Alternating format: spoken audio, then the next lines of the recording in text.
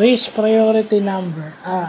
Risk priority number or RPN, yung critical number, at saka yung SOD, yung severity, occurrence, at saka detection. So yan yung topic natin ngayon. So ito ay under sa failure mode, PIMEA. Sa PIMEA mode ito, yung sa failure mode.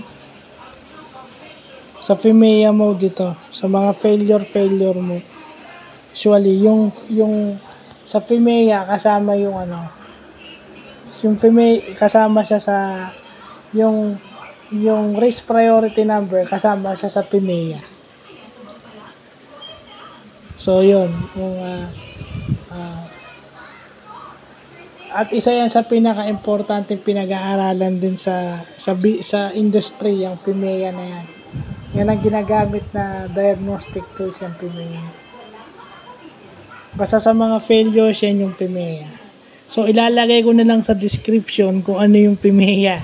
Na-vlog ko na yung dati, pero matagal-tagal na. So, natabunan na. So, ulitin ko na lang. Lagay ko na lang sa description yung ibig sabihin ng PIMEA. So, yun lang.